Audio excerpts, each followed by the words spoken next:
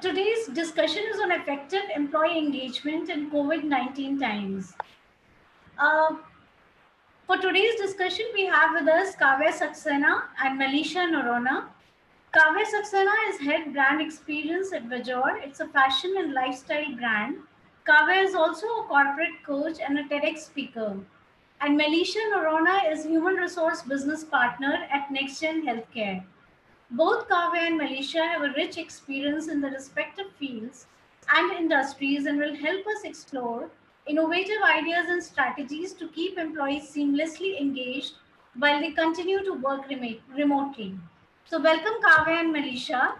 Thank you so much, Ekta. Thank you, Ekta. Thank you for having us over. Thanks for being with us. And Kavya and Melisha, actually, the situation right now is such that more and more employees are working from home. Yeah. So, how do you feel, the engagement level is there in the organization as of now? What is your take on this? Melisha, do you want to start and maybe then I can add my inputs to it? Sure, Kavya. Thank you for that question, Ekta. I mean, who would have ever thought when we looked at 2020, that all of us would be working from home for so long. And, even today as we speak, we don't know what the future holds. We don't know how long this is going to last. So I think what it calls for is that all of us are in it together. We are here looking at ways in which we can come together, ways in which we can engage with our employees. How can we make engagement, how can we reach the employee, how can we make the experience matter to them, because if you see, we've come a long way in terms of what employee engagement itself used to be. When we started off, let's say it started off as employee satisfaction a few decades ago. Then we've seen how the focus changed, how companies started seeing engagement as not just a good to have thing but a must have. It's part of the culture today. We've seen how companies, I think, for a long time, engagement was something that HR would do, right? You come in, you do something and you go. But today engagement is something that organizations need to own, like your CEO and your senior leadership needs to own engagement. That's where we are today. Now bring in the whole COVID situation when everybody is working from home. How do you bring in the same experience? How do you make people feel connected to the workplace? How do you bring in that sense of belongingness without having that disruption? How can you give a seamless employee experience even in remote working? That's where I think all of us come in and play that very important role, in engagement. Of course it comes with its own challenges. Employees, are probably missing their workplaces. They come together every day. They have a 9 to 5 schedule. They have their workspaces, their coffee breaks. A high chance that a lot of them are missing that today, feeling a little lost. Now, add to it the whole idea of having to manage your home on your own, learn to cook. You're with your family sometimes. You may not be with your family. So many uncertainties around. So many things to do around. And I think at this point in time, employee engagement has taken a whole, renewed meaning. I'm not saying it wasn't there earlier. It was there. It's still there. It's just come to the forefront like never before. Kavya, could add to that as well. I think Melisha has pretty much covered what I wanted to say, but just one thing that, yeah, you rightly said. I remember this time. First of all, I want to ask you guys because we had a 5 minutes lag. That how are you all feeling? All the attendees, can you type in like you're feeling great or like how is the Friday treating you? It's okay if you say you are still adjusting or if you're stressed, are you okay? Okay, I would probably look at responses like we are doing fine or the digital life is you're getting something used to it. All right, we have some responses coming in there. Very stressed So and good. I will come back to you, Minakshi, on this stress bit and hope we can address this today. Um, but yeah, I think this question is so important. Like we do these check-ins on Facebook, which is called, you are at a hill station and you do a check-in of sorts. I think to just take Melisha's step forward, obviously she has already covered that how critical engagement is and how it has evolved from my dad's time. I remember this time, back in early 90s when we were kids and my dad used to work for this JK Tire and what is now Raymond's and all of that JK group. And I remember during Diwali time, they used to get this huge cracker box, which we used to look forward. And that's when the first seeds of engagement were sown in. And we used to feel what an amazing company it is, which gives its employees like this huge cracker boxes. And then over time, just like kids nowadays, they don't get satisfied with toys and they need more simulation games and they need Cartoon Network. It's just that evolution. So I think I'll not repeat what Melisha said because it's just so bang on. But I remember this time when I was joining Vajor, and we decided that instead of possibly heading the brand, there is this new term, or I would not say that it's a term, it goes well beyond the terminologies. So when Melisha also spoke about this, that it's so relevant that it's gone beyond its whole dimension of engagement. It's no more fun and games. It is a whole gamut of HR and activities that a brand or a company does for its existence so that people feel that engagement right from the time they onboard to how they work daily, to how they are given feedback, to how productive they feel, and everything around it. So I feel to me, post COVID, it has now become employee experience than employee engagement. It's completely changed its meaning, the connotations, and how we can address it. So hopefully, I think we will be able to uncover a few learnings and few what is not working for us during the next 40 minutes that we spend together. Thank you, Melisha and Kavya. So, just having this introduction about what is the current scenario, how employees are feeling right now, how they are being engaged. Let's come to the very important topic that we would like to discuss today, and the important question is, how do employee engagement get affected when employees work remotely, and how can managers engage teams and their employees during work from home? What are the key trends of employee engagement during lockdown? I think a lot of organizations are still struggling to make their employees feel engaged during this time, because there are all kinds of mixed reactions. Some are loving it, some are feeling stressed out. Yeah. So how do you So totally. exactly address this situation? Yeah. So Kavya, you can start off. Yeah. I think what I would like to divide this. जैसे पुराने ज़माने में, and I always come back to some stories. There used to be like this this Kal where the calendars were there, which was like Vishnu Kal or some Kal where there were gods and devils. And then came the time when Earth was evolving and there were dinosaurs and things like that. And then much later humans came. So that was where evolution happened. I think probably 1 year down the line, hopefully when COVID-19 gets over, I would like to divide this time into three parts, which is like this reaction phase we had, and then we have this current phase of adjustment. And then obviously there's this new phase which is coming up, which is re-emerging. So I remember back in time, like 23rd March is when India went into lockdown, and that was reaction phase. Everyone was in shock and awe. Offices were getting shut down. There were these immediate rolling down of communication, which was not clear, I would say. So people were panicking a bit. People were shut down at their homes. But then the second phase came, which was very soon, let's say after 2 weeks, which was the adjusting phase, and they had to show up for the Zoom calls. They were sort of getting back to understand that some bit of work needs to be done to stay afloat. And then this new phase is coming now as we enter into 4.0, that businesses need to start coming back to normal, which is the re emerging phase, which is you learn from these two phases what worked for you, and now also sort of work on your best practices so that the best version comes out, which is like evolution of the smartest species on earth, which was human. So considering that this lockdown is going to stay for a while, people are now in that phase.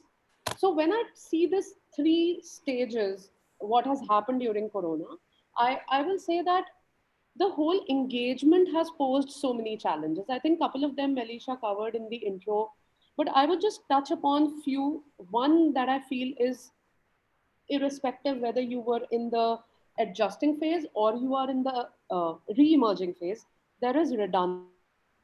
So everyone is not comfortable showing your face zoomed out. These are practical situations that how much ever interactive a platform is, or how much ever engaging a team is, you need to show up in front of a screen, and people are talking less and typing more, and those things are there. So redundancy is one.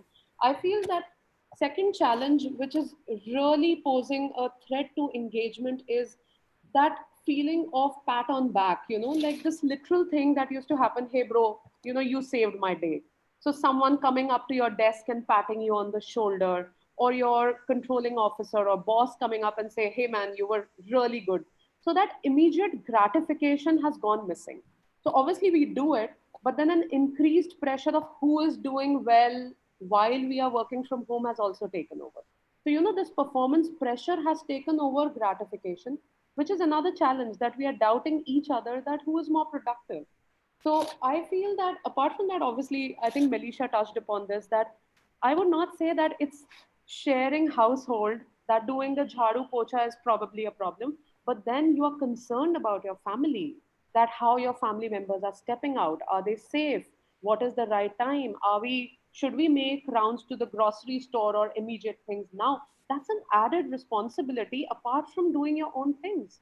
So all of that in total affects your engagement. But I'm sure Melisha has a couple of more, trends, things that she can add to, and possibly then we can speak about trends. But obviously, when I'll speak about the trends, and I'll give that a pause before Melisha adds her inputs, we should see trends in total and not just engagement. So possibly, but we can touch upon that a little later. But Melisha, love to have your inputs on this. Sure, Kavya, thank you so much, and very nicely put as well. I like how put them into three different phases. I'm going to keep that in mind, and, I'm going to I'm going to discuss it with our teams as well. Very nicely put. Yeah. So, coming to the challenges, if you were to cover that part of the question first, um, one, I think, we are somewhere going into the employee's house. We are trying to be a part of their lives, right?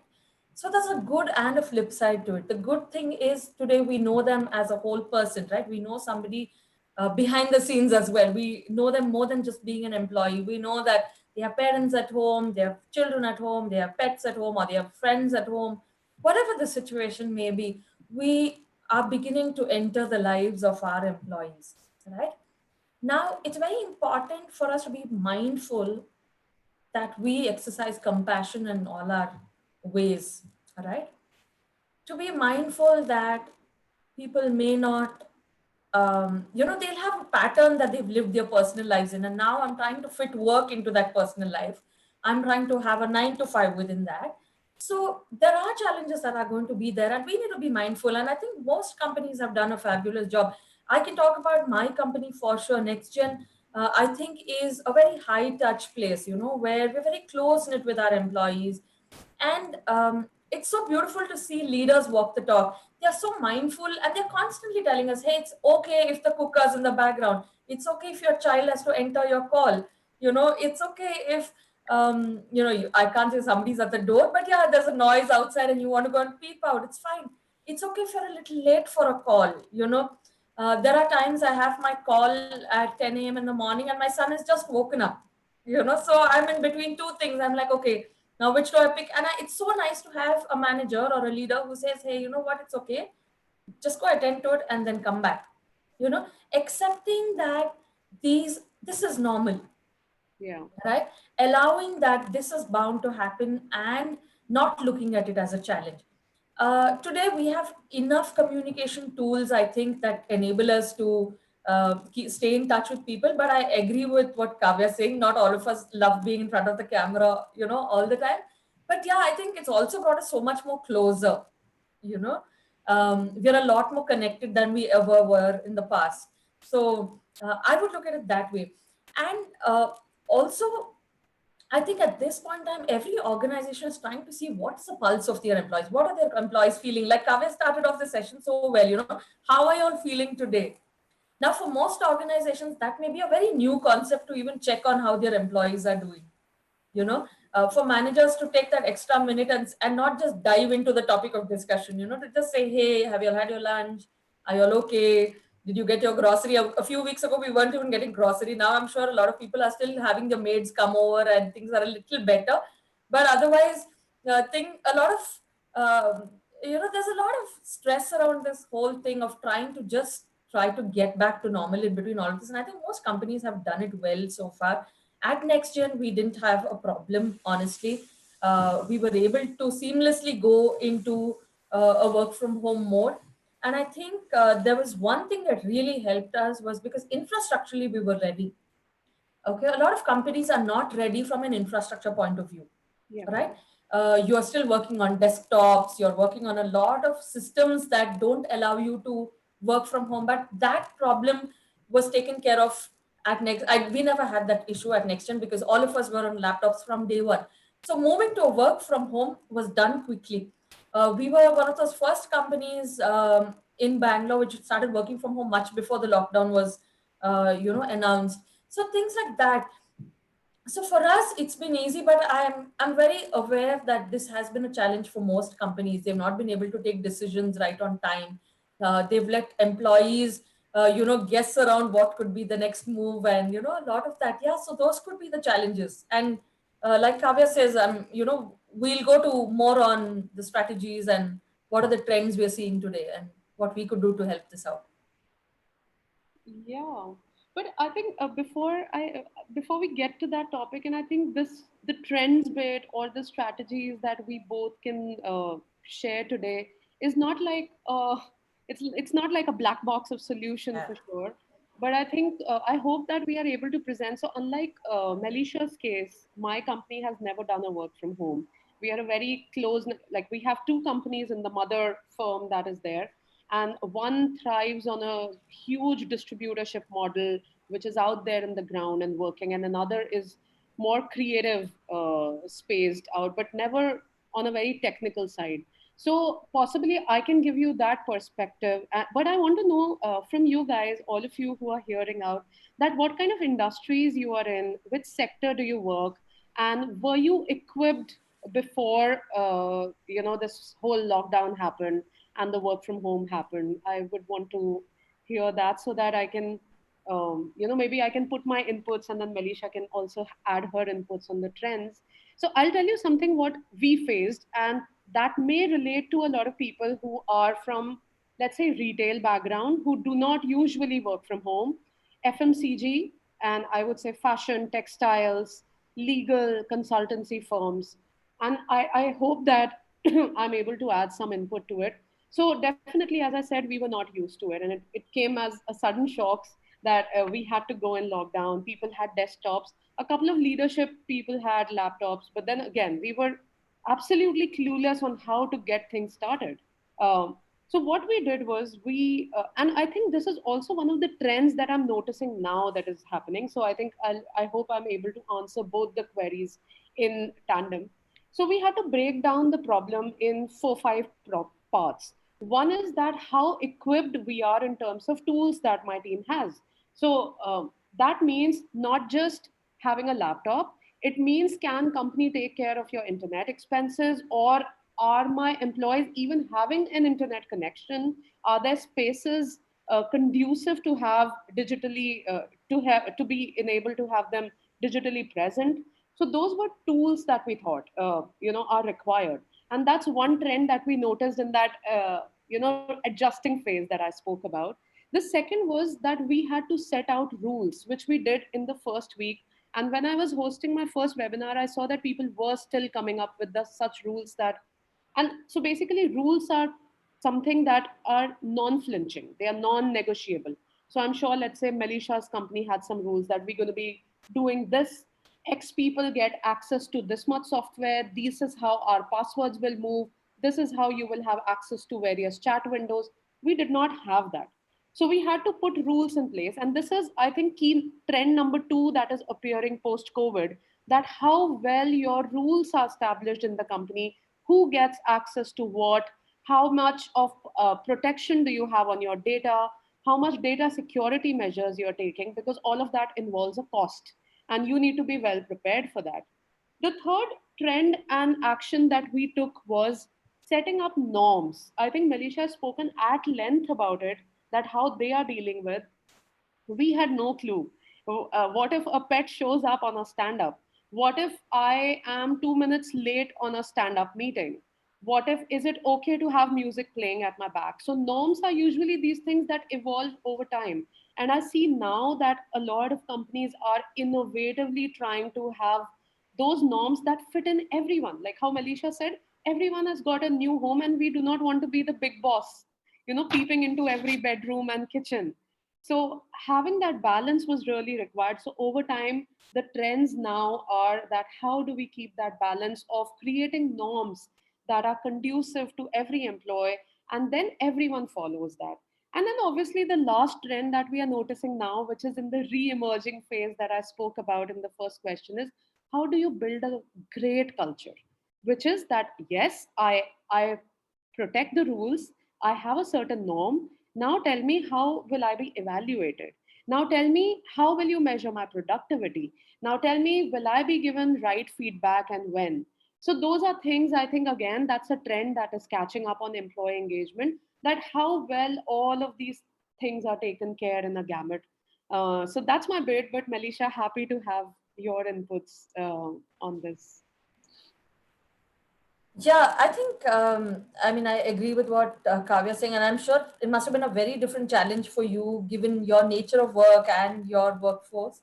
I'm sure a lot of us have been fortunate in that sense. We didn't have those challenges, so we were just looking at newer ways to engage with our employees, trying to make it more exciting and trying to, be in touch with them real time, give them information from time to time, equip them.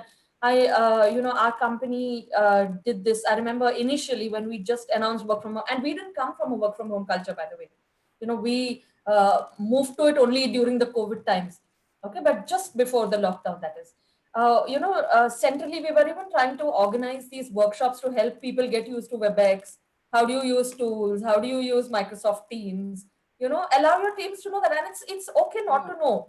Yeah. Because all of us, I mean, there are so many times I'm talking on mute, and then there's so many things that you're not aware of. So just to be mindful of that and allow that learning phase for your teams, to adapt to it. And very rightly put, there's an adapting stage, there's an adjusting stage, and there's a reaction stage, an adjusting stage, and a re-emerging stage. I'm going back to that time and again, Kavya. Thank you for that. But Ekta, I mean, I think I covered all my points in the previous segment on that. Yeah. Yeah.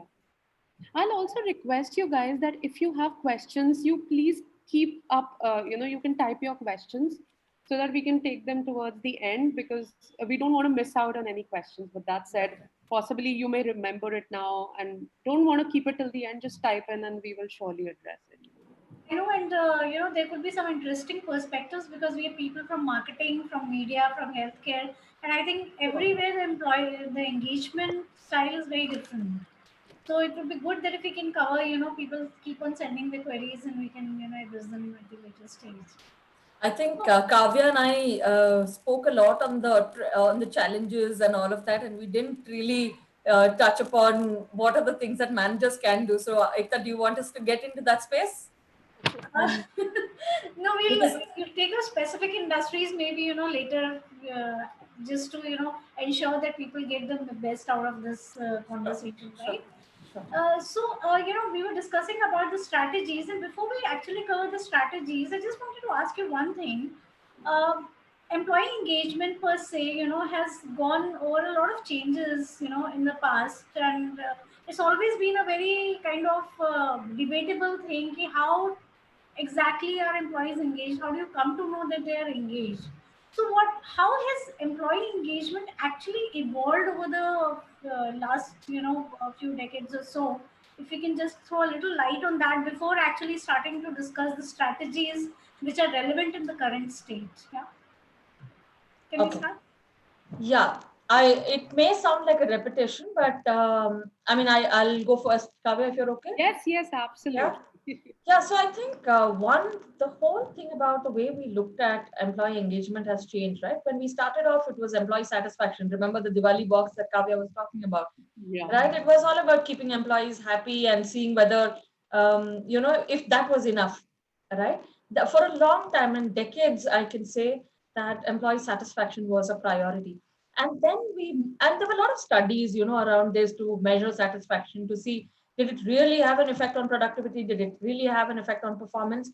And I think we were still lacking. I wouldn't say that there was no impact of it. Of course, there was significant impact for brands. There was significant impact on how happy employees were. But were there definite results that it affected productivity? May not be. That was when we said that, okay, not we, like as in, the whole thinking shifted to what is it that can make employees, what is it that we can do that employees can be better employees? How can they start feeling that sense of belongingness to the organization? How can they be more productive? That's where engagement came in. And it is not about fun activities. It's about understanding the pulse of people. It's understanding that engagement is about emotions. It's about behaviors of people at the workplace. It's about different personalities and seeing what is it that they bring to the table. How is it that they react to what is happening around? Understanding that and working around it. It's not about coming there, doing an antakshari, doing a dumb charades and saying, hey, we have a great engaged workforce. Do I have a best friend at work? Gallup has amazing studies around this to see how engaged your workforce is, how actively engaged, how disengaged your workforce is. So Gallup has done immense work on the whole engagement bit, and I think we have so much to draw from that. Just to know that things have changed. Things have changed in a way that today I want to be connected to the workplace. I'm not just coming there to do my job.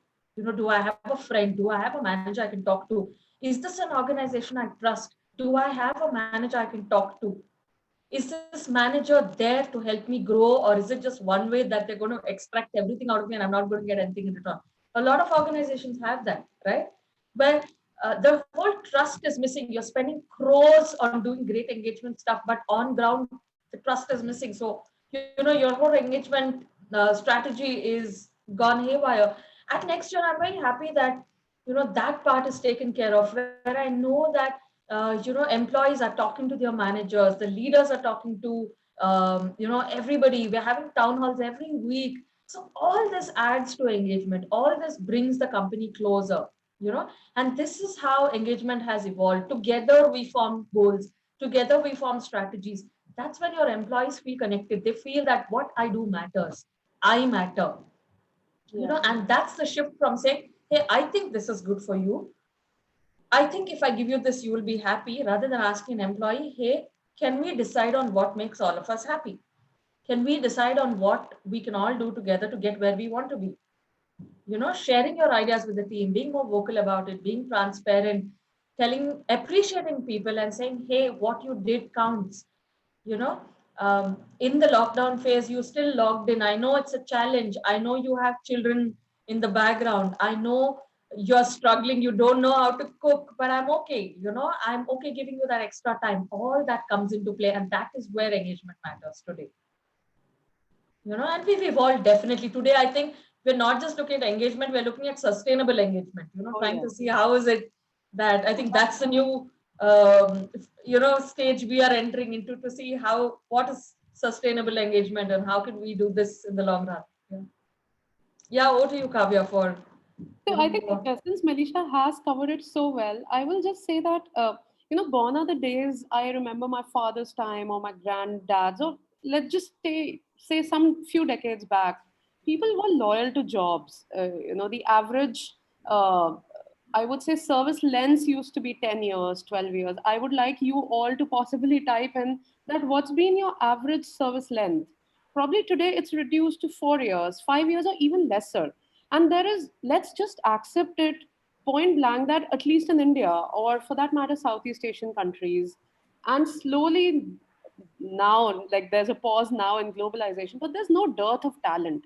So I feel the whole lever of employee engagement rests on the fact that the engagement has to be worked in a manner that it satisfy the three phases of an employee life cycle, which is that I do a lot of activities to attract right talent, like how Google portrays its workplaces. People get attracted automatically even before joining the company. Then you have to play around engagement top down, as what Melisha said. It has to be driven from the leadership to your whole activity of the organization so that talent is retained. And the third, obviously, is that every day it's not just retained, your engagement works in a wholesome manner like how she said, sustainable, it has to make sense, it has to be a balance between personalized and making organizational meaning, that you also keep your employees motivated. So it's like attract, retain, motivate. If all of your engagement is not answering any of these three levers, then somewhere we have a gap. So I think that's how it has evolved. And that is why I call that it's more than engagement, it is experience, because we have now moved from that, moved to that Maslow's self actualization. So if an employee says, no more, I need pension and just a health insurance, you tell me, that is my company doing something for my own personal growth? That is where the answers lie. So I think that, yeah, possibly for me, that has been the evolvement. And yeah, Ekta, over to you. Yeah, so that brings us to actually discussing the exact strategies. People also want to know, what strategies we can implement during this current time. How do we actually keep people engaged while they're working home from home? Yeah. Okay, maybe I can start. And Melisha, do you want me to start, and you Please can? go ahead. Please go ahead, Kavya. So I think Melisha would be aware of a lot of initiatives IT is taking. So trust me, guys, I am not aware, and possibly I want to learn from her here. But then, if I see engagement, as I spoke about it in the beginning, it's a complete circle. So I will say that social actions like what we do, Friday jams, or let's say Monday stand up, or bring your pet or bring your kid, are all part of social interaction, which is just one of the engagement. But apart from that, since we are invariably digitally present now, there are a lot more challenges that we need to address, which is emotional. I think someone typed here that how do we take care of emotional well-being. So emotional well-being, mental health, financial health, these are all parts of employee engagement. I feel that all needs to be addressed. So I feel when you drop a strategy in a company, you have to have clear activities or plans laid out that answer every part. That, okay, is my onboarding journey engaging enough? Number one, is my social interactions bringing meaning, or I'm just doing that monthly birthday cake cutting? Is it actually addressing the people towards addressing their creative, let's say, interests or something like that? The third strategy should be, what am I actually doing to augment the health of my employees, whether it's physical health, whether it's emotional support. So I'll just give you an example of my company, since we were starting this work from home. So before this COVID-19 situation, obviously I'll not say that engagement is coming up now. We were pretty engaged a company. It's just that we were not doing it digitally. So there were many things that we were doing. One of the things that we do is that we do not have a single I would say a cabin space, even for my founder, or let's say the shareholders, or myself as top leadership. We have no cabin spaces in our office. It's all either carpets and jute and bamboo, or so that's one way to engage, that everyone is equal. You can reach out, tap anyone and address your queries. The second thing what we used to do was, we used to have this I Fridays on my mind, which initially, I think even it happened before even I joined, that on Fridays, everyone comes together and everyone shares just one thing. It can be a thing they learned at their kids' PTM, which everyone else can email, they can copy or learn. Or it can be as simple as an article they learned, or it can be a hobby they learned. So everyone thinks about Friday on my mind, and they share that one thing that made their week different. And slowly we observed that this started to pick up. So when COVID-19 happened, obviously we were all sulking that what would happen to this. So we thought of devising it in a new way. And I'm again not here to give you out solutions, but again, I'll go back to that point, that when you drop your strategy, answer these three questions. So we did a little tweak, and we started with two things. One was that we started the Friday Mehfil, and obviously the attendance was bad. We started doing this Instagram live, where we said that all of you, we just need to replicate now and be present on Instagram. Come with your choice of beverage, whether it's a beer, a pina colada, or a chai or a coffee, and then let's share this. So obviously the attendance dropped and we were struggling. But in the third week, which is already like a month now, people were looking forward to it, because people got their guitars. We started playing. There were songs on request, like how you do that with a DJ.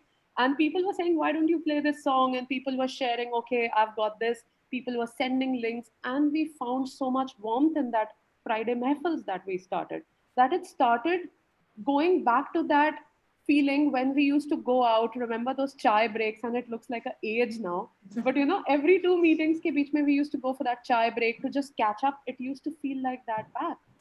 One more thing we have done is that how to loosen up the atmosphere, which like we have all of us, all of you who are present here, and Melisha, myself, Ekta, we all have these stand-ups where we need to give status on our departments, and we quickly get into the agenda. So we thought that this needs to change and everyone needs to loosen up. So what we did was that we got a volunteer on board, and he's sort of an internal RJ for us. So what he does is he curates an amazing music list, and it's a matter of choice. So you have to start playing that internal radio like an hour before your stand up in the morning, so it gets you in the groove. And if you have dedicated a song, so it goes back to those Doordarshan radio days where they used to say aaj ke liye ye geet hamare liye Lucknow se la rahe hain, things like that. So what happened is, one, sometimes a forgotten song brings back some amazing memories. That's number one. Number two, if it comes from some employee, let's say from a warehouse, it in that isolation stage of COVID connects you remotely to that employee. That, okay, wow, now I know another employee. So it started working for us, and people started to dedicate songs before that 1 hour of meeting. So your songs were playing, and people were still doing their breakfast, and then they came to the stand up. The vibe of stand up went up increasingly. So I'm sure that there are many other methods Melisha will share. A lot that you can do around mobile gaming, gamification, if your company has the budgets. But there are, again, I will just go back to reiterating my point, because for me, that's heart of how you play around strategies that answer your questions of how does it address your social interactions, your creative pursuits, your emotional, physical well-being, and an overall development of that whole thing which you are looking for. So yeah, Melisha, over to you. Yeah, Melisha. Yeah, I was on mute for a while. There could be a little background noise at my end. We have a workplace that has its buses passing by, so they generally tend to honk every time they pass by. So I'll just need half a minute for that noise to settle down. Is it disturbing you right now? Okay, then No, it's not fine. really. Great. I mean, I love the idea of the Friday Mehfil, Kavya, and I'm almost going to be searching I for will you on send you an Insta. invite. I will Yes, send you yes, an I'd invite. love to see what that is. Sounds like a great idea. Yeah, I mean, thank you, Kavya, for sharing those brilliant ideas. And I totally can imagine that whole idea, of having music playing and dedicating songs, and so much fun it must have been. Yes. So, coming back to what I had in mind when you said strategies, or what is it that we need to do right now, uh, you know, one of the first things is allowing people to decide their schedules, right? Like Kavya said, many companies were not prepared for this, are not ready. I mean, and also the nature of work could be such that you can't afford people to join in at any time, but seeing if every team can devise what works best for them, not micromanaging to the extent that you log in only at this time because I wake up at this time, so you also wake up at this time, Yeah. and join this call, and making it more team specific, whatever works for that team, right? Allowing distractions to come in. I've covered this previously as well. Being mindful that you're working in the employees, there's a house that the employee is managing, so being mindful of that. Um Allowing distractions, knowing that sometimes, I mean, today we're in May, right? Mid May. Starting Monday, my son's going to be, logging in for his classes at school, right? So maybe there's that half an hour that I would share my laptop with him, or share my mobile phone. I can't obviously expect him to use the mobile for all of his class. So maybe one of us, between me and, I mean, my husband and me, will have to just part with our laptops for that 1 hour so that they could attend class. So being mindful of these things is very important. And what I'm going to be talking about now is not just about what managers do or should do, but it's rather about what organizations do, what teams can do, and or what HR can do. So I'm sure we have a mixed group, in our audience. So anything that fits your bill, right? The need of the hour is communication, and today we don't have to fear over communication. We don't have to fear that what will people feel if I'm, asking them how are they, what did they cook for lunch. People are not going to feel intruded by that. Maybe pre-COVID, I would have been a little uncomfortable if, somebody asked me, so what's for lunch today, or discuss something, about their personal selves to me. But today, we are so much a part of each other's lives. When I talk to my colleagues in the morning, the first thing we're discussing is, did the maid come in today? So what subsidy did you get today? You know, or what did you watch on Netflix? So that's the conversation. We've gone into, we're so much more connected. So now comes in this part of the whole communication piece, right? Where do we stand as an organization? At NextGen, uh, we've always promoted transparent communication. Keep talking to the teams, keep letting them know at every stage. Today, even when we have an initiative, right, HR doesn't just send a mail out to the organization and say, boom, here's your next initiative. Yeah. It goes to leaders first. We tell them, hey, this is what is coming up, right? We had a fitness week last week. We had an online fitness week. I mean, whoever thought that we'll have an online fitness week, right? Where we're doing all the challenges online, where we're doing step counts online, a 5K run online. I mean, that was unimaginable for me, at least pre-COVID. But yeah, that's what we're doing. We're trying to bring in communication. So coming back to the point, we tell our leaders that this is what is going to happen. And when I mean leaders, all the department heads, unit heads, and everybody is kept informed of what we're planning. So one, we're all one team. So we're telling them that this is what is going to get launched next week. Then we go to managers and tell them, hey, we are going to be inviting employees to join this session. Now, how this helps is that every time we are trying to put that onus on managers, we expect managers to tell their teams to get involved, but it doesn't happen that way unless you tell them, you prepare them, make them part of your organizing team. You know, uh, that's when they feel that it is our initiative. It's not something that HR does, right? So we keep managers informed. We have seen that that has a great impact on participation. A lot more employees feel comfortable participating because managers are already aware that this is happening. They're encouraging that participation rather than it being a situation where, a lot of, I've known a lot of organizations where employees are not comfortable going for a lot of engagement events, Yeah. right? Because their managers think, why are you wasting your time? But here it's not that. One, we check with managers, hey, this is something, do you have suggestions about how we could do this? So we are hearing them out. Second, we're telling them before launching it so they can plan their work accordingly. They know that all of this week, like as we speak, this week we've had a virtual summer camp. Again, something we never thought we'll do, right? I'm sure if we were in the office, we would have had an in-person summer camp for kids. So we've been engaging with our employees' families over the last 1 week. We're having this virtual summer camp, and we told them a week in advance that 3 to 5, please keep time out for this. Make sure your children are free. We are mindful that children may have classes in the morning or movies and stuff like that, all their activities as well. But in the evening, when they're likely to get bored, we'll pitch in. We'll have a play date for them, right? So every day between say 4 to 5 or 3 to 5, whatever the time that we pick every day, we've been having one activity at a time. So having these, communicating to people, communicating with managers is very important. Keeping, channels open for both ways, allowing for feedback to come in.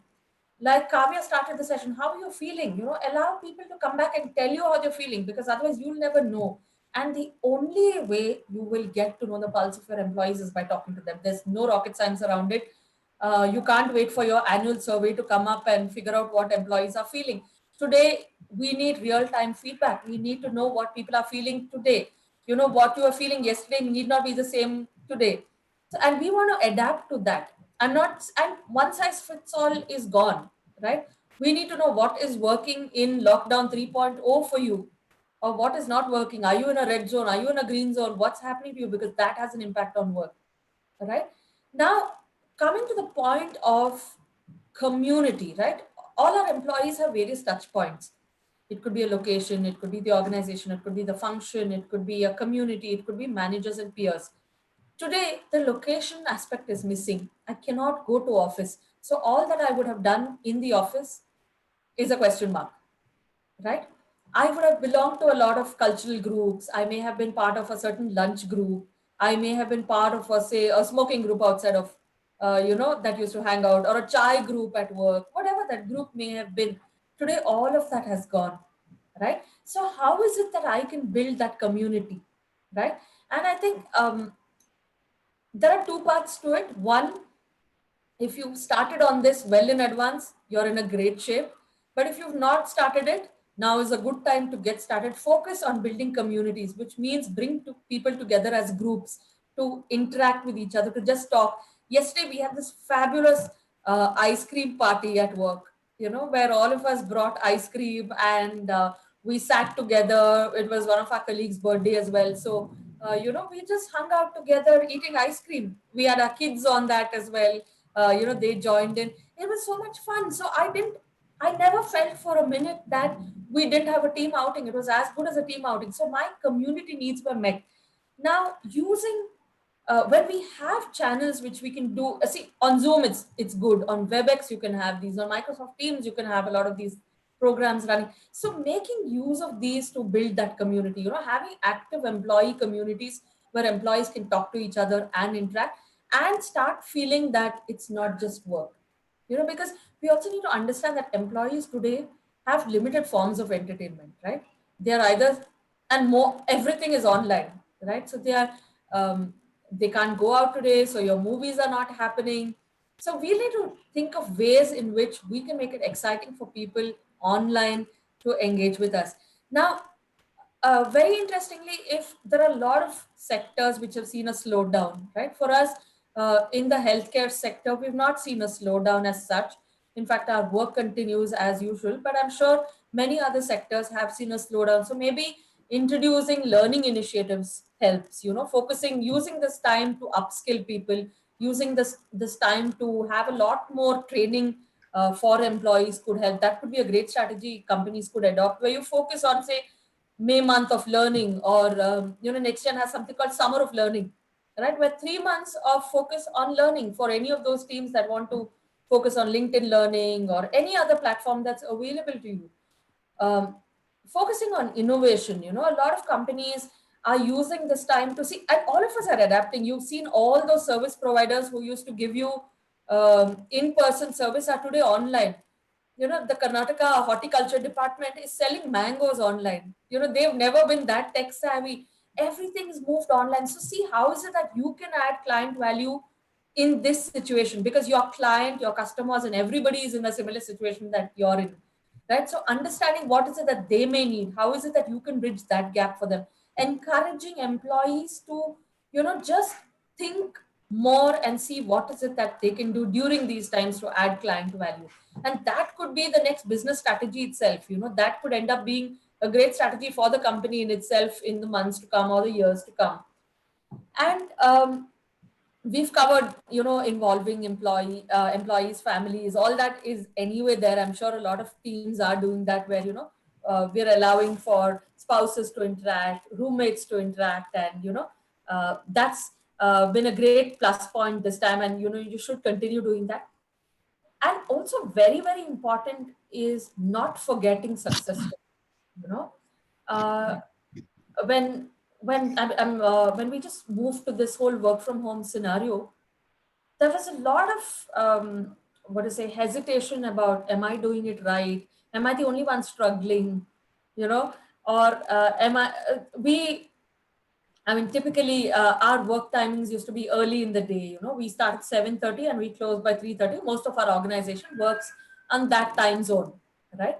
So we understood that employees may not be able to log in at 7:30 in the morning because they're trying to do without house help. Most of them have to cook themselves. They have to try to do everything by themselves. Plus, you have kids at home, your parents at home, and everything, right? So we try to share success stories of people who are balancing it out, right? We have something called work from home diaries that we publish bi-weekly, and we talk about stories of employees from various teams and about how they are approaching the whole work from home scenario. What's working for them? What's your favorite distraction? How do they balance time? How do they manage things?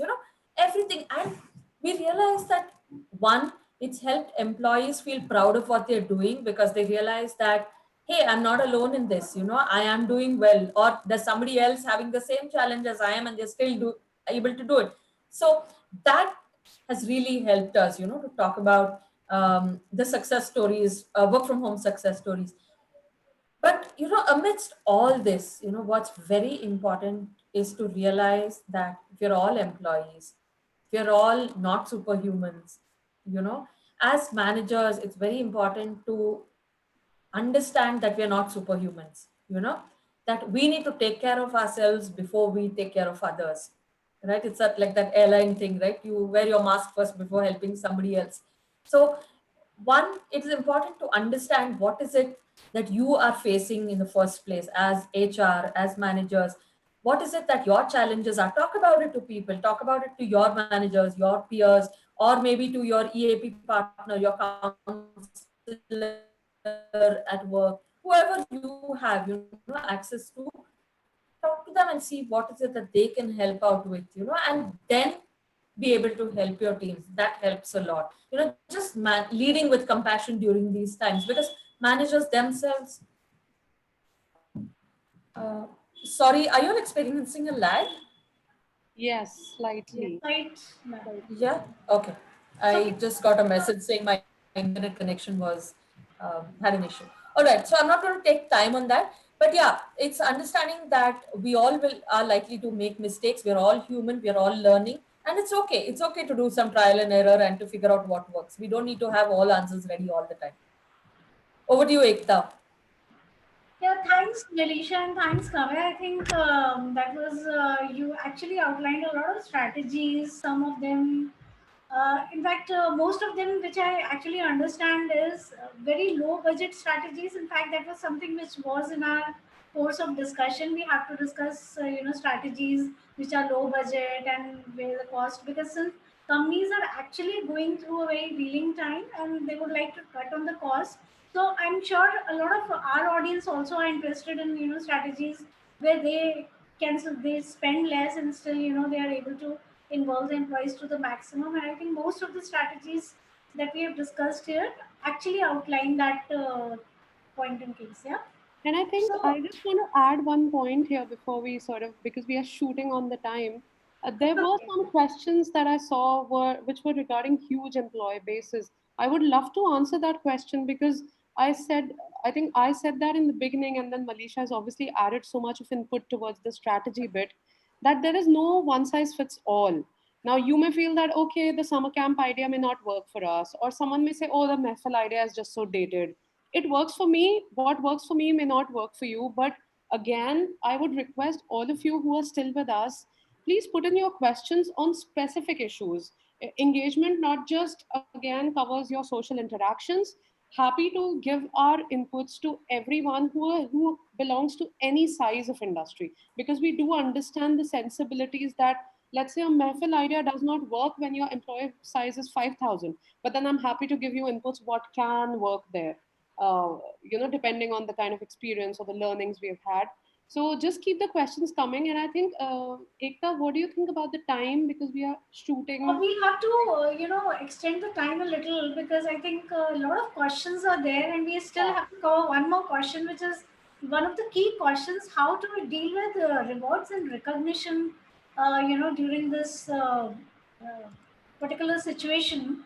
Because since employees are working remotely, how do you actually, devise your rewards and recognition program in such a scenario?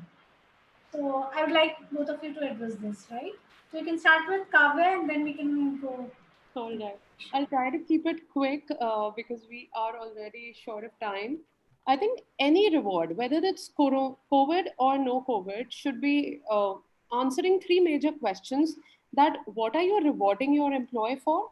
Uh, what was the impact that his action has brought to you? And what is that one company value or organizational value that has been displayed for which you are rewarding? So once that base is very clear, then it's just tweaking around R&R. Now, no denying that since we are in this time where we are locked in screens to get gratification, celebrate our fears, our happiness, our anxieties, everything within that box. So, needless to say that the R&R policies also need to be optimized basis this. So while I say this, again, since it is needless to up your game on the R&R bit because people need more gratification because that pat on the back is missing right now, there are a lot of strategies, irrespective of whichever size of business you are or the organization.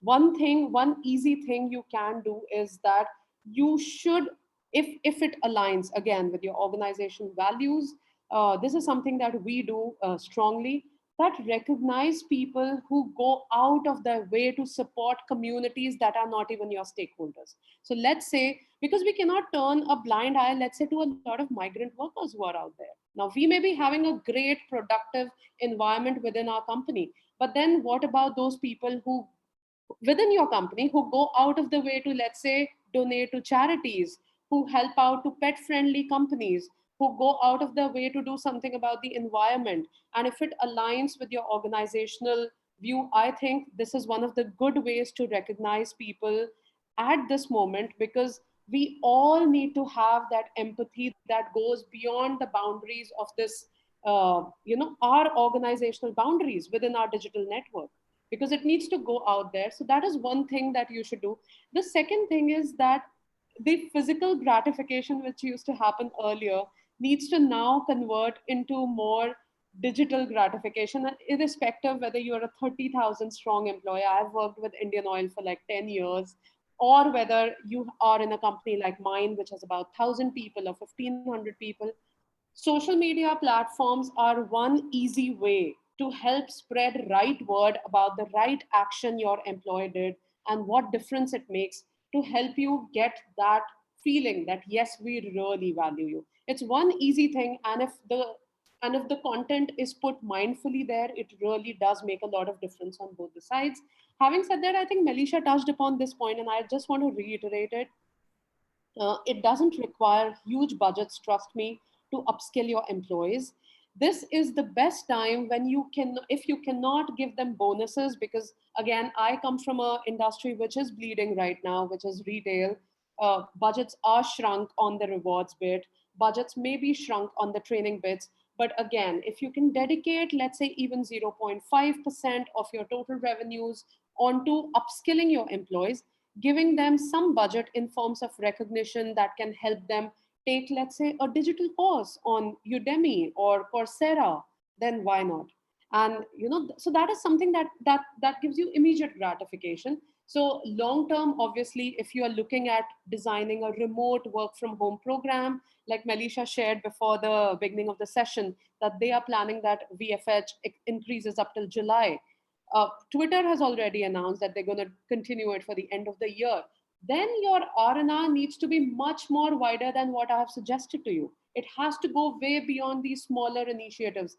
But I feel as of now, if you're looking at quantifying that gratification, these are easy ways that addresses that you care about your employees. It develops a culture that we give immediate gratification. And number three, it also empathizes with communities at large that exist outside your organization.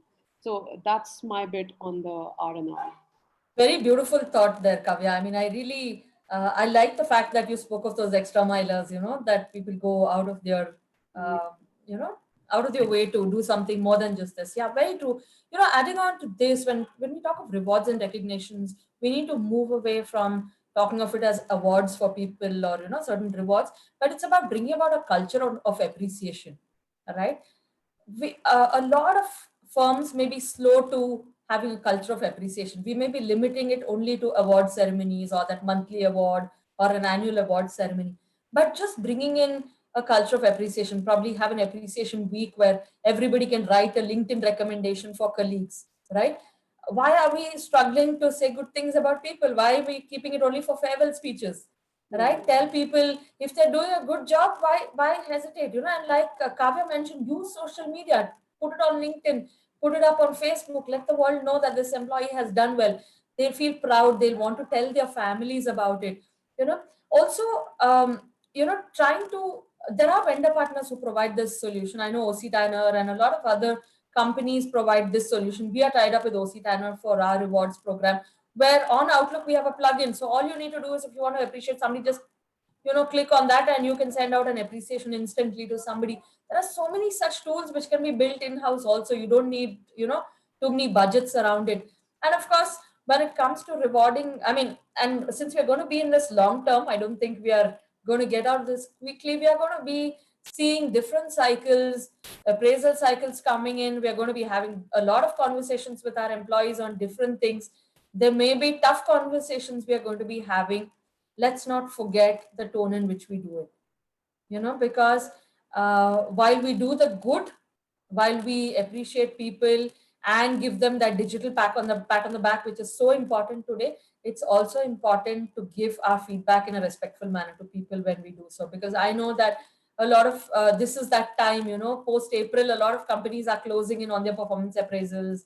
They have their rating communications going on. So how is it that you can provide feedback in a respectful way? And also when you're remote, doing it remote, being mindful that the employees at home, choosing a time that is conducive, choosing a time when not, you don't want audience when you're giving feedback, right? So all of that. But yeah, rewards and recognition should definitely not stop during these times, COVID or non-COVID. I think appreciation, rewards, and recognition should always be something we should focus on. Yes, over to you, Ekta.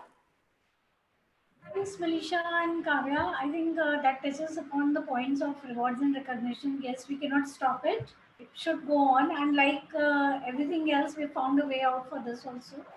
So, although we used to have rewards and recognition, and we used to talk about employees doing a good job online on social media, but right now it's become more prevalent, and this is the only way, majorly in which we can actually show our employees that we care, and we actually understand what they are doing and their contribution towards the organization, Right. right? So that brings us to the list of questions that we have. We have a lot of questions that we have to discuss. So what how do you want to go about it? You want to pick up your own questions? Ekta, what we Yeah. could do is, I saw quite a few questions on health and wellness. So what I'll do Yeah. is maybe, just cover a few points and Kavya could add to that, because I think that will answer. I see something about mothers. I saw something about mental health previously. So body wellness courses. Okay, great. Flexibility on working hours. That's Yeah, another yeah. thing. So I think, Kavya, what do you say? Shall we cover something on health and wellness? Yeah, I think absolutely.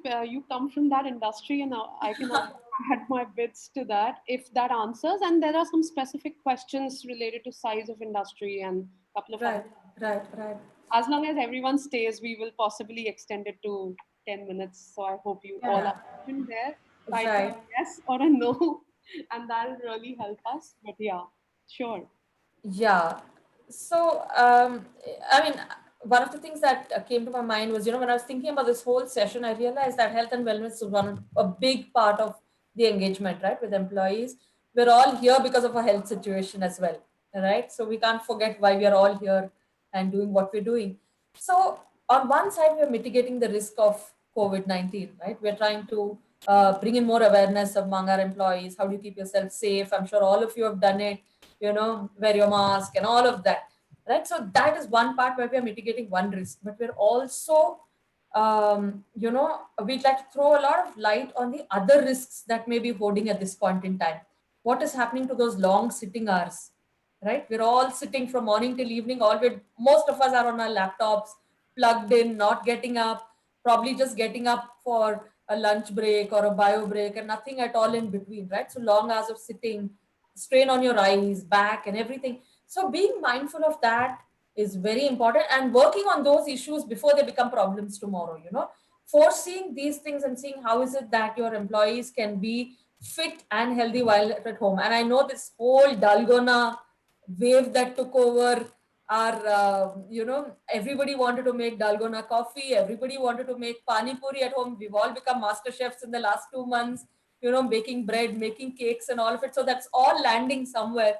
So it's important that we address that today, do a lot of fitness stuff for employees. And that's absolutely zero budget. Any hospital will be able to, happy to partner with companies and, give you free sessions. And, there are a lot of online tools that you can make use of for this. So And especially when it comes to mental wellness, I think this is where we need to focus on before we reach a stage of burnout, before we reach a stage of digital fatigue. It's important that we take the time to de-stress. I know of a lot of companies, including Kavya's organization, I think is declaring a day off, right? For people other than their usual weekly off, which is so important, to just tell people that, hey, take a break, let your eyes rest, let your mind rest, don't keep working all the time. And it's not that we don't have a cutoff time today, because we're also online all the time for everything, that there's no shutting down at all. So I think it's very important to keep that focus on health and wellness and see what is it that your organization needs. And if you have any specific queries on that, please type it out as well. Over to you, Ekta and Kavya. I think on the health and wellness bit, if you had particular queries, Melisha's worked it up and presented it so well that it covers almost all points. That health is not just physical health; it's emotional, mental, and I also feel that if you are a company who has so far not introduced such measure, I would recommend it strongly that let it trickle top down. Do not drive it as another HR initiative. Let your leaders come forth and take those initiatives first. So whether you are, and these are very easy measures that Melisha suggested. Some people use a lot of apps to keep track. I remember this particular company where I was working earlier, and I was heading, it's called the Canvas Laugh Club that got comedy into India.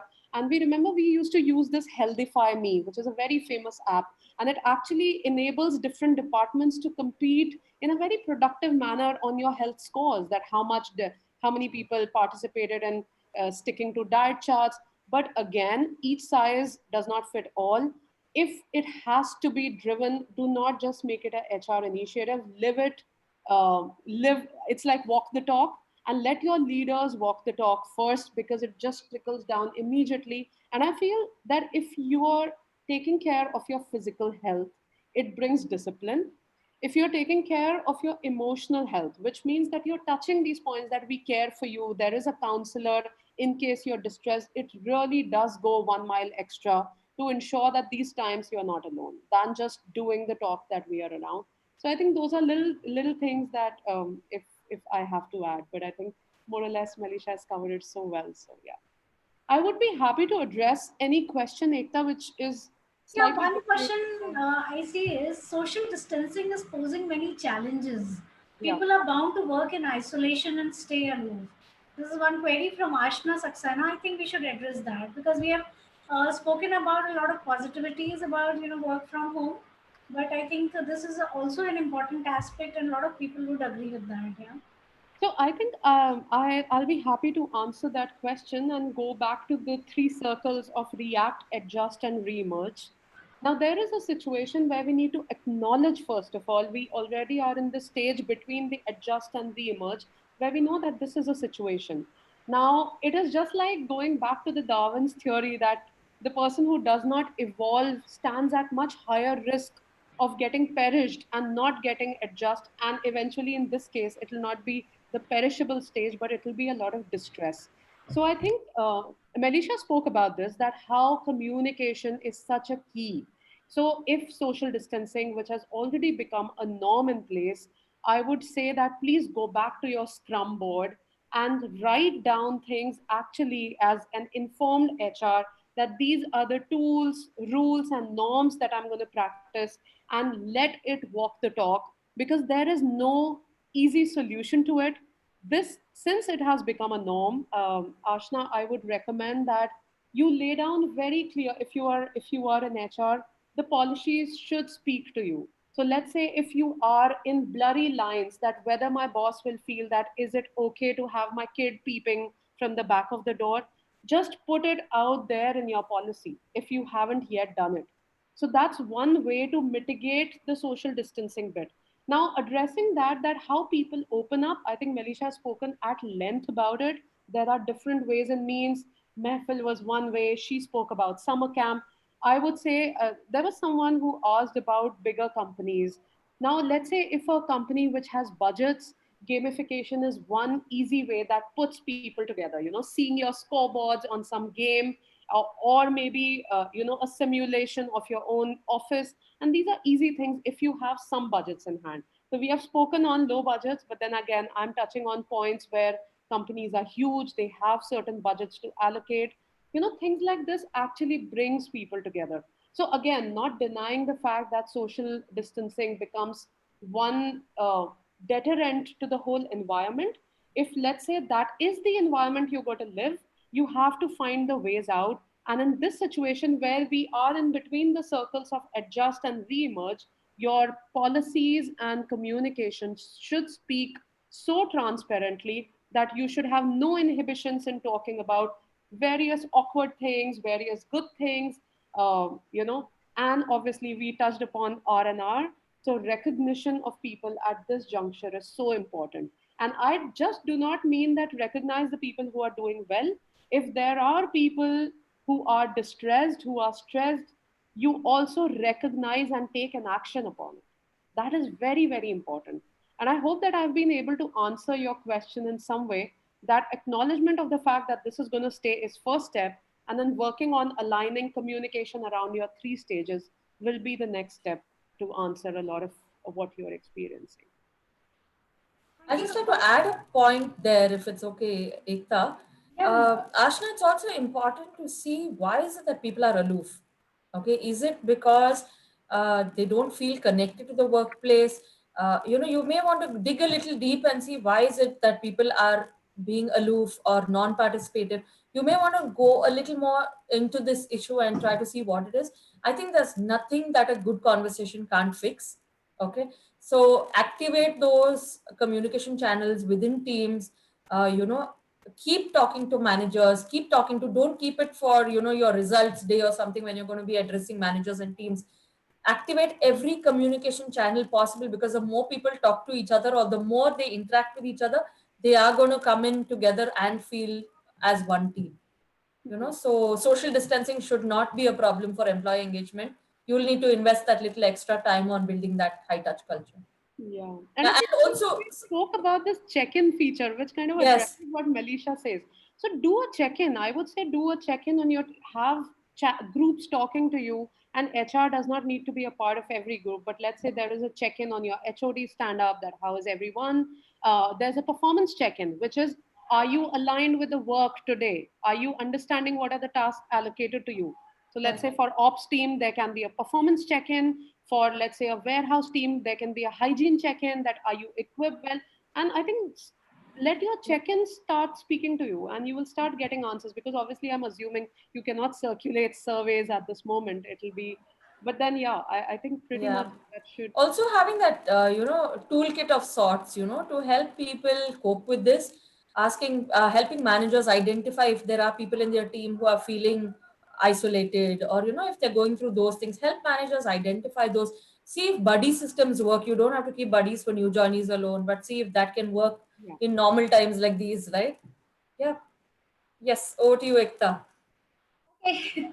Thanks. So this brings us to the second question that we have here. This from Neetu actually. She wants to know that there are many people who are putting in significantly more number of hours than before. So, and this is because of the apprehension that the boss should not feel that they are not whiling away their time. How can you cope with this in the long run? So, who would like to answer this?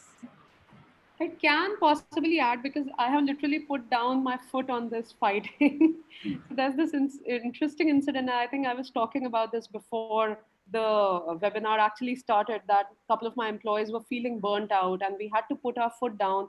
And that is why I told you guys about this tool, rule, norm situation. This happens when there are blurred lines into this adjusting phase, that who is doing better. Now imagine a situation where your teams start to put clear dead guidelines, that which is a rule that okay, this happens, and then over time you develop a norm that I would be doing Zoom meetings till, let's say, 6 p.m.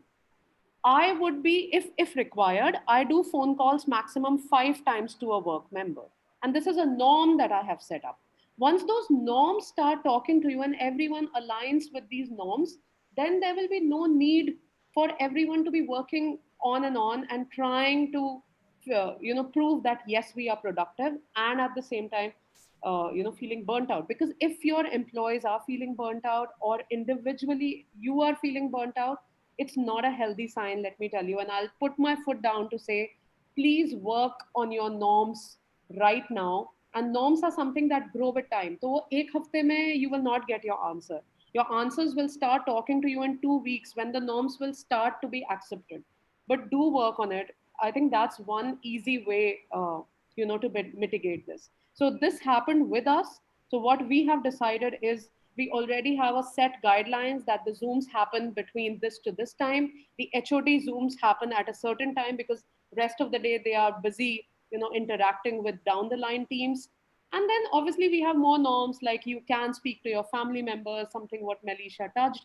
We do not do phone calls post 9 p.m. That is a rule. There are no Zoom calls that we do on Saturdays, Sundays. And I think these are norms that we have evolved over time. So now, irrespective whether I am showing my face on the screen or not, my company still feels that I am productive. And I think trust is one thing that has to be part of this norm. So yeah, somewhere we got to put the foot down and let norms build up. So, Melisha, do you want to add some bit to that? The Sorry, I last was saying word this that you is said. hard because I did get carried away with the question, because No, we no, actually very, experienced this. and it's good you did that, because you brought out the crux of the whole thing, which is trust. Yeah. Because if you don't trust your employees, imagine being in that state where you have to prove yourself and keep yourself online to show you're working, you're burning yourself out doing that. Not worth it, right? I'm glad that for us, our leaders walk the talk. So working on weekends is not okay. If they see mailers from us over the weekends, and I'm glad that's happening, unless it's critical, unless it's urgent, we tell all our employees not to log in off work hours, not to log in late in the nights if it's not if it's not urgent. If it can wait, let it wait. Let it wait till Monday. It doesn't have to happen on a Saturday and a Sunday. I think it's very important to keep doing that, and it needs to come top down, sadly. Yeah. But that trust is very important. So wherever you can highlight this aspect of trust, please do it. Yeah. Yes, Ekta. Yeah, thanks for answering this. Neetu, I hope this answers your query well. And this brings us to another question. This is from Sujal. She mentioned that, for smaller organizations, there are certain activities.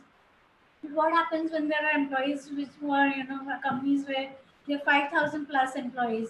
So, Kavya, you mentioned that we'll take it up later. Yeah, So, because it takes me back to my Indian Oil days, where we were struggling with a lot of strikes, and we had to keep our employees motivated. And we had 30,000 employees, by the way, and I was heading policies that time. Sujal, to answer your question, again, whatever I may give my input is not a solution, but you may still find insights. Now, unlike uh, let's say a company of my size, which has about 1,500 people in one brand and another 3,000 in another brand. Let's say you have 5,000 people in one company, and that needs to be addressed. Obviously, needless to say, the Friday mehfils or any idea like that would not work. But I'm also assuming that with a company of that size, you would have some budgets available with you to roll out certain activities. So I can suggest some of the things that we did as best practices. One was uh, one was very precise and relevant communication. Now, one thing that you would all acknowledge is that we are loaded with data. There is a lot of information on our Instagram. There is immense amount of overwhelming information on LinkedIn. And then to top it all, TV screens are always blaring all the news possible and the data possible to you.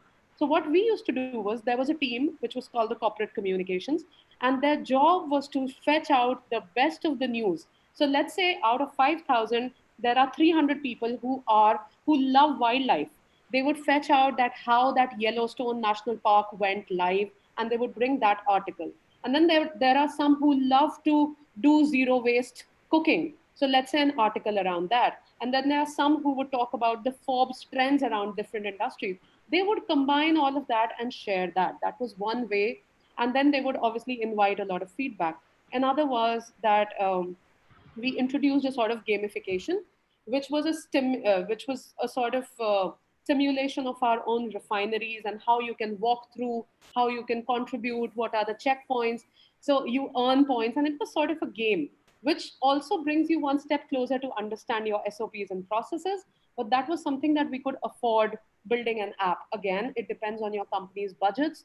But then when you're dealing with a company of that huge a size, obviously you cannot go too personalized. But having said that, groups are very important. And taking care of those interest groups are something that you can do right away. Another thing is that you break your, it's just like when you have corona as a big problem, you break it down. So you also can break down your employees and break it into smaller silos and let those silos be talking within them. So Facebook has the system where they have different group pages where each department, each group has got different pages and talking happening. So similar systems like that can be done. But Melisha, I would be glad if you have any inputs to add to this. Right, Kavya. Kavya, I think you covered most of it. Even I've been part of a large organization in the past. I was with Infosys for 10 years and, and largely done an engagement role there as well. So I can definitely tell you that most of what we spoke can be done in large organizations. But, one of the main things that may need a lot of your energy, you'd want to invest a lot of your energy on those employee connects, because you'll have great clubs, you can leverage all those special interest groups that are there. You'll have a lot of ERGs that you can leverage on. I'm sure these are already part of your organization if you're a large organization, so those can come to your rescue at this time.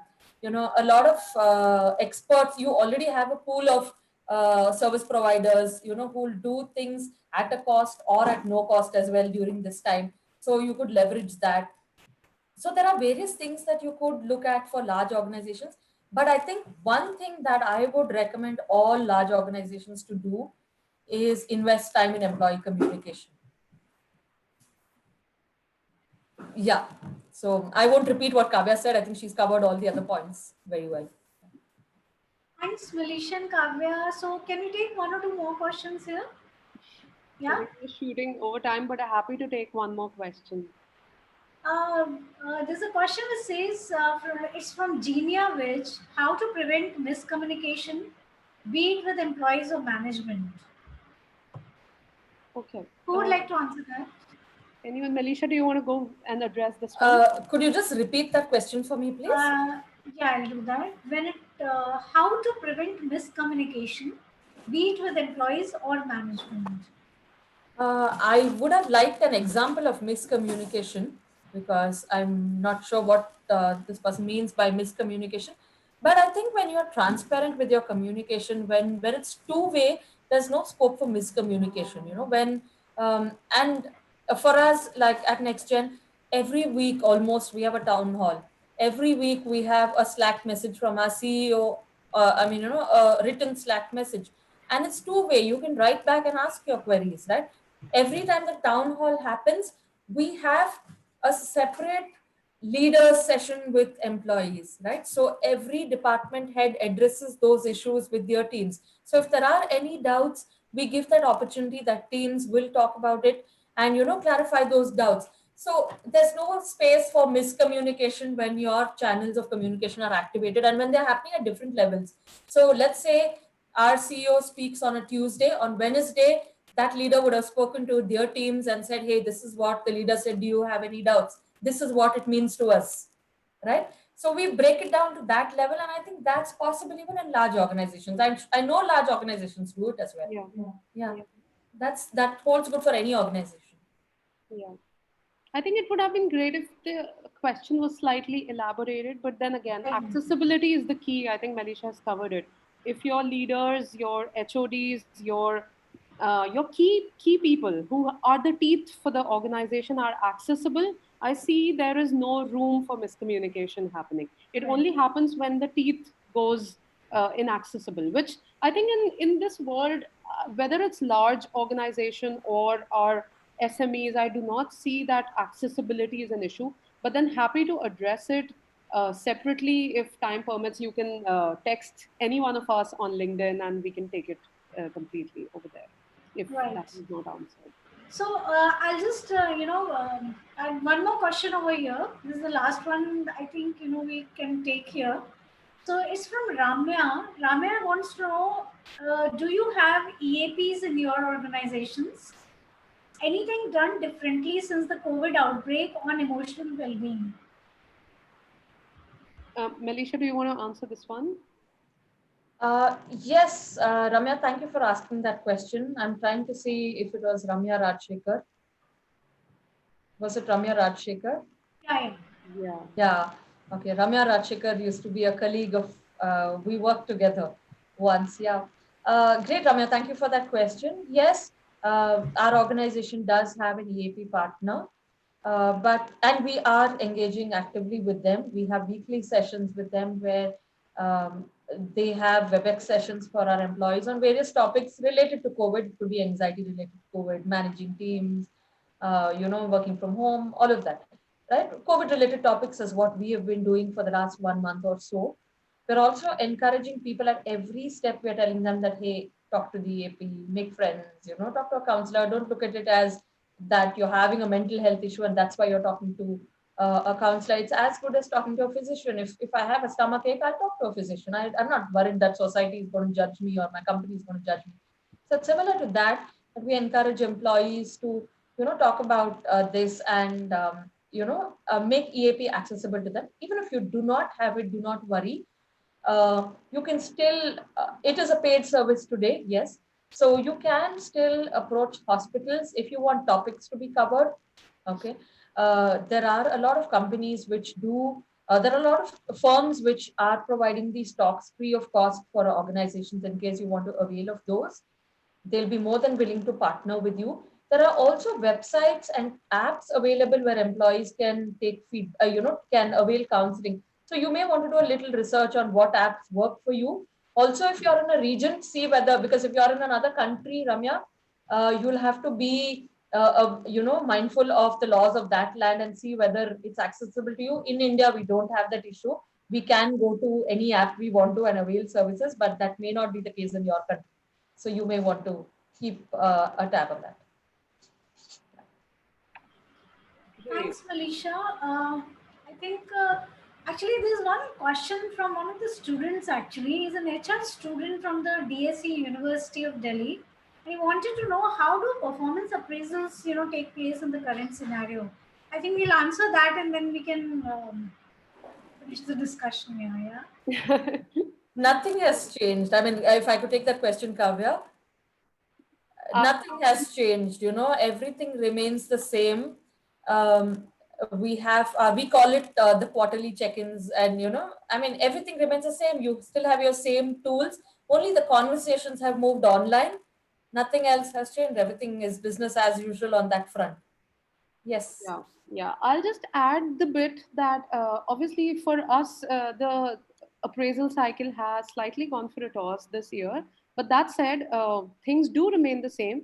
Obviously, I have also reiterated again and again that how we have worked upon building a system where our tools are trackable and we are able to assess how much work is allocated to a certain employee or a team and how are they performing. So there are various tracking tools like there is Asana and Tiger and Slack, and there are just so many which keeps teams intact and you can actually put down your work and document it. And once that is accessible, which is I'm specifically talking in terms of COVID situation where everyone is working digitally. So I think once your tools are in place, then tracking performance is never an issue. And then I think it just comes back to what Melisha says, then it flows as normal. It all depends then how much budgetary allocation you have to do on your balance sheets when it comes to the appraisal payouts. But Yeah. I think the performance assessment bit, it just remains the same. It should be trackable. That's just the key that I want to add on, if that answers the question.